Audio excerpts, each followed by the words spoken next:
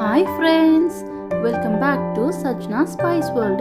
இன்னைக்கு இந்த வீடியோல ரொம்பவே ஹெல்தியான தூதுவளை ரசம் எப்படி செய்யறதுன்னு வாங்க பார்க்கலாம். இதுதாங்க தூதுவளை செடி. இதுல நிறைய மருத்துவ குணம் இருக்கு. இதனுடைய இலை, பூ, காய் எல்லாமே நம்ம யூஸ் பண்ணிக்கலாம். பாருங்க, நிறைய முள் இருக்கு. இந்த செடியோட தண்டுலையும் இலைகள் கடியிலையும் நிறைய முள் இருக்கும். இந்த மாதிரி சிவப்பு கலர்ல காய் இருக்கும், வயலட் கலர்ல பூ இருக்கும். இதுதாங்க இந்த செடியோட லுக். இப்படிதான் இருக்கும். ஸோ இந்த செடியோட இலைகளை கட் பண்ணிக்கலாம்.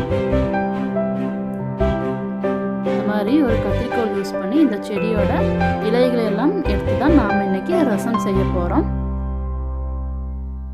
இந்த இலைகளை எல்லாம் நிழல்ல காய வச்சு பவுடர் பண்ணி தேனில் கலந்து சாப்பிட்டா கஃபம், அதாவது நெஞ்சு சளி, இருமல், வீசிங், ஆஸ்துமா இந்த மாதிரி பிரச்சனைக்கெல்லாம் இது ரொம்ப சூப்பரான மருந்துங்க.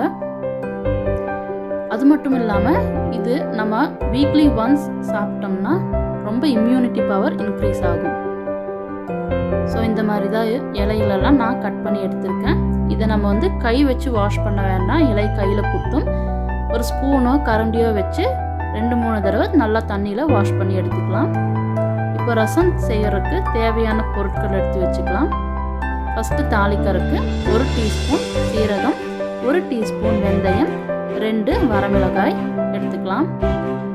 5 சின்ன வெங்காயம், 5 பூண்டு எடுத்துருக்கேன், 3 தக்காளி, 3 பச்சை மிளகாய், தூதுவளை இலை க்ளீன் பண்ணி வச்சுருக்கேன், புளி, பெருங்காயத்தூள். இப்போது இந்த மாதிரி ஒரு மண் சட்டி அடுப்பில் வச்சு நல்லா சூடானதும் நான் தேங்காய் எண்ணெய் 2 டீஸ்பூன் அளவு தேங்காய் எண்ணெய் ஊற்றியிருக்கேன். எண்ணெய் நல்லா சூடானதும் சீரகமும் வெந்தயமும் சேர்த்துக்கலாம்.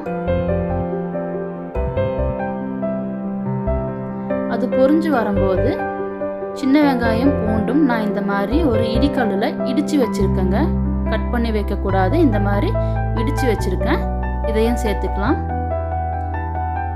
சின்ன வெங்காயம் இந்த மாதிரி இடித்து சேர்த்தும் போது அதனுடைய எசன்ஸ், சாறு நல்லாவே இந்த ரசத்தில் இறங்குங்க.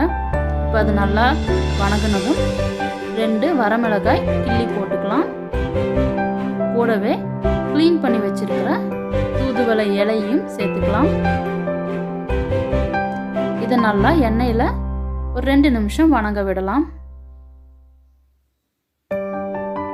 இது நல்லா வணங்குறதுக்குள்ள ஒரு மிக்ஸி ஜாரில் 3 தக்காளியும் 2 பச்சை மிளகாயும் சேர்த்து நல்லா பேஸ்ட்டாக அரைச்சி எடுத்துக்கலாம். இப்போ இலை நல்லா வணங்கிருச்சு. இதில் 1 டேபிள் ஸ்பூன் அளவு ரசப்பொடி சேர்த்துக்கலாம். இது சீரகம், பெருங்காயம் தூள், மல்லி எல்லாம் சேர்த்து பவுடர் பண்ணி வச்சுருக்கிற ரசப்பொடி. இதையும் சேர்த்து நல்லா எண்ணெயில் 1 நிமிஷம் போல் வணக்கிக்கலாம். இந்த தூதுவளை இலையை வச்சு ரசம் மட்டும் இல்லைங்க, நீங்கள் சட்னி அரைக்கலாம், இல்லை சூப் மாதிரி செஞ்சு கூட சாப்பிட்டுக்கலாம். ஏதாவது ஒரு வகையில் இதை நீங்கள் மாதத்தில் 2 முறை இல்லை 3 முறை சாப்பிட்டுக்கிட்டிங்கன்னா நோய் எதிர்ப்பு சக்தி நல்லாவே ஜாஸ்தி ஆகுங்க.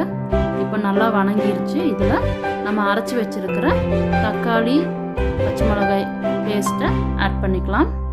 தேவையான அளவு உப்பும் போட்டுக்கலாம். இதையும் நல்லா கலந்து எண்ணெயில் பச்சை வாசனை போகிற வரைக்கும் நல்லா வணக்கி எடுத்துக்கலாம். இப்போ எண்ணெயில் நல்லா தக்காளி வணங்கிருச்சு. 1/2 டீஸ்பூன் மஞ்சள் தூள் சேர்த்துக்கிறேன். அதையும் நல்லா கலந்து விட்டுட்டு, இப்போ நம்ம தக்காளி அரைச்சி சேர்த்ததுனால ரொம்ப திக்காக இருக்குது. இதில் புளி கரைசல், ஒரு எலுமிச்சம்பழம் சைஸில் ஊற வச்ச புளி கரைச்சது ஊற்றிக்கிறேன். ரொம்ப புளிப்பு சேர்த்துறாதீங்க, ஏன்னா நம்ம முன்னவே 3 தக்காளி அரைச்சி சேர்த்திருக்கோம்.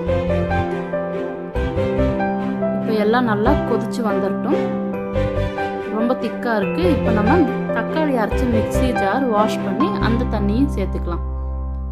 நமக்கு இப்போ இந்த ரசம் எந்த அளவுக்கு தண்ணி மாதிரி வேணுமோ அந்த அளவுக்கு நம்ம தண்ணி ஆட் பண்ணிக்கலாம்.